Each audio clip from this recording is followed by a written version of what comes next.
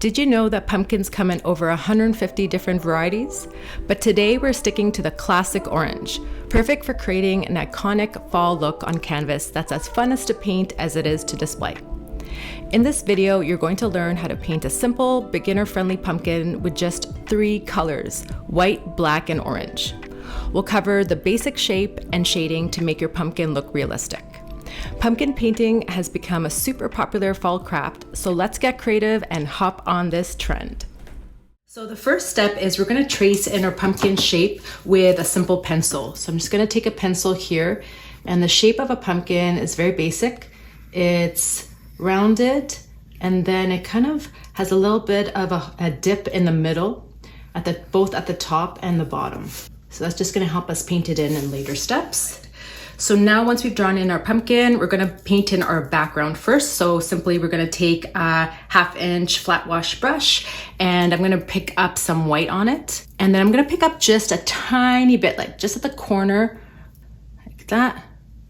And we're just going to paint in our background. So we're just going to avoid the pumpkin part and just paint around it with these up and down strokes. And that's going to give us a nice rustic and pretty easy rustic background.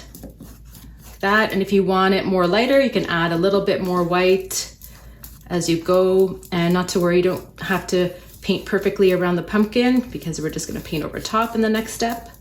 It'll give it a nice look if it's actually not, the brush strokes aren't smooth, so we want to kind of give it a painterly look. And we're going to paint at the bottom as well. So that is our basic background of our pumpkin painting. And the next step is we're going to grab some orange paint.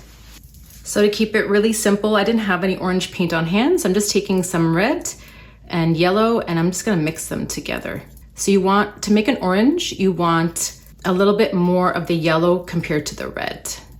We're going to switch over to a round brush just to make it easier to paint in. And we're going to grab that orange paint, and we're just going to fill in that pumpkin just with that orange paint, with that following the sketch that we created in the first step. And we want to get like a pretty thick layer of orange on there because we don't want it to dry as we work through the steps of this pumpkin painting. So we're going to lay it on really thick because the nature of acrylic, it dries really fast.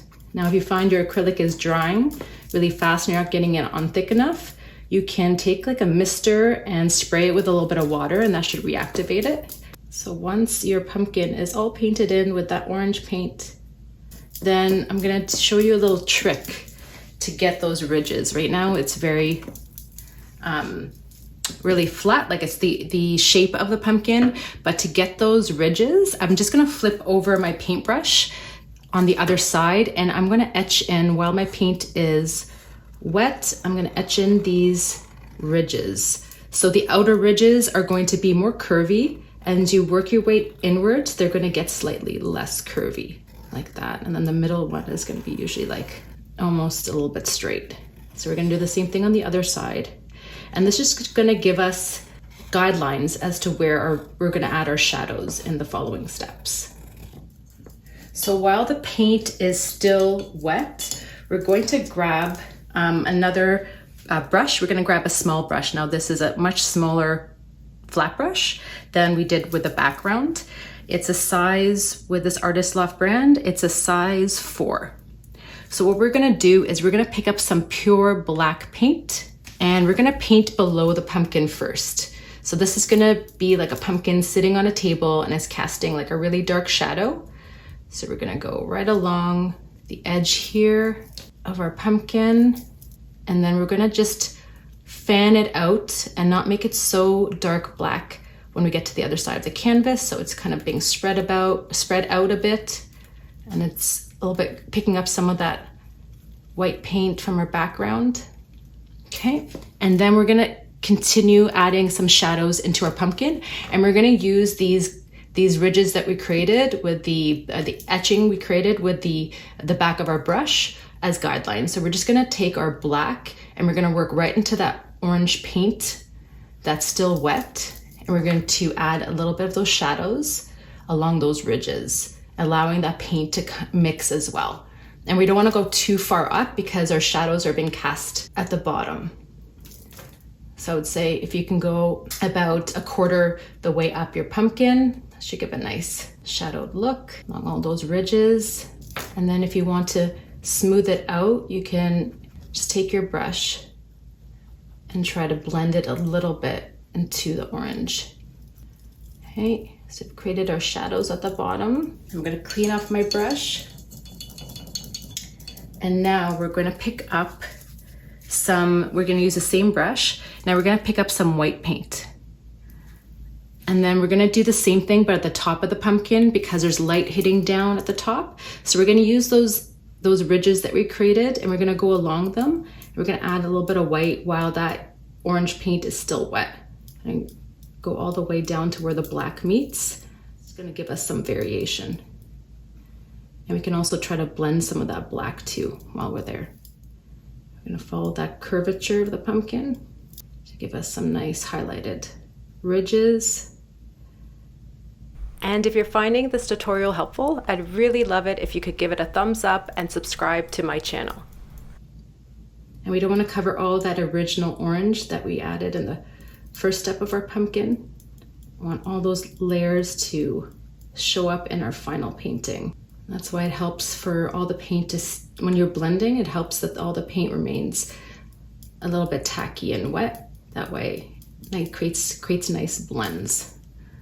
So once you're happy with the white highlights that you've added and blended, we're going to pick up a small detailing brush. This is our smallest detailing brush. And I'm gonna pick up, so while the paint is still wet, we're gonna pick up a little bit of black and we're going to add some of that black to parts of the ridges at the top as well, but not too much. We're not gonna go all the way down. We're gonna pick and choose where we're adding that black just to bring out the definition of those ridges just a little bit more, but we want more of that darker part to be at the bottom. And it's okay if they blend. It's actually better that it blends. It gives it a more natural, realistic look. And then I'm going to keep on layering. So I want to add a little bit more of this orange over top in certain areas, especially in the middle of the pumpkin, because I want it to be lighter at the top, a medium in the middle, and then darker at the bottom. So I'm just going to add some of that original orange in the middle with these nice strokes. Now, once you're happy with your pumpkin, we're gonna leave that to dry, and then we're gonna come back in the next step and add simple white highlights along the ridges. Now our pumpkin is dry. I'm gonna pick up my small detailing brush that I used for my black ridges at the top, and I'm gonna dip it into some pure white, titanium white paint, and we're just going to add it along some of those black ridge lines at the top. We wanna add a little bit of a highlight, because that light is shining down on the pumpkin, and we want to give the illusion that there's light at the top. So we're just going to paint about from the center of the pumpkin to about halfway down, and then we can blend it out. If it's looking a little bit too stark, what I like to do sometimes is just take my finger and blend it a bit into the paint so it looks a little bit softer, the lines. And that's just going to give a little bit of contrast and highlight to make it look a little bit more realistic. I'm going to take it here, and I don't want to cover all the black too. The black gives it a little bit of shadow, which is really nice. This is my favorite part of a painting, is adding in those simple white highlights, because a simple thing like adding white paint in the right places can just bring a painting to life. And it's such a simple thing to do, highly underrated. Now to paint in our pumpkin stem, we're gonna take our smallest flat brush that we used in the earlier step, grab some simple black paint, and we're just gonna fill that in. It's a little bit wobbly too, not so straight. It's been just picked fresh off the pumpkin patch. Do you guys like going pumpkin picking? I have good memories from going pumpkin picking with my family and school when I was younger. It's a fun thing to do in the fall. And then those shadowed lines, what I'm gonna do is I'm gonna use my finger again to just smooth it out so they're not stark. And then we're going to switch over to our detailing brush, our smallest detailing brush, and we're gonna grab some black paint, and we're gonna give it some of those those curly leaves on our stems. Since these are really fine lines, I like to thin down my black paint. So I'll move over some of that thicker black paint into a new pile and add a little bit of water to it till it gets to like a gravy or a thick soup-like consistency.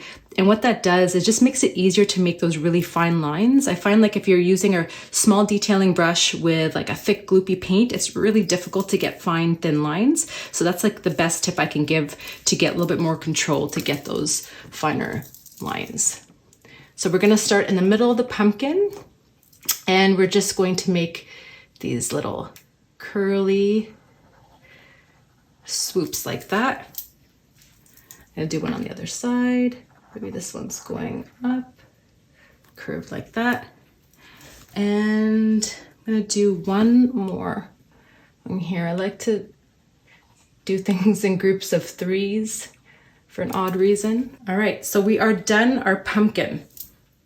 So now it's time to paint in our spider. Now I placed it in the top right corner, and I'm gonna grab some black paint on my brush, that same thin down black paint we used for those curly leaves, and I'm using my thinnest detailing brush here.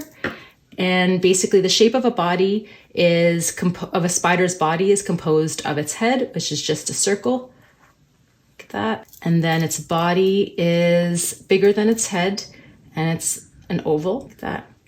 I'm just gonna fill it in with that black paint. And then we're just gonna paint in 8 legs. So we're gonna do the top ones first, and that's gonna be kind of going downwards out from the body. And then the middle legs. And it really helps to have that really thin paint. And then we're just gonna paint the web, which is just a straight line going up.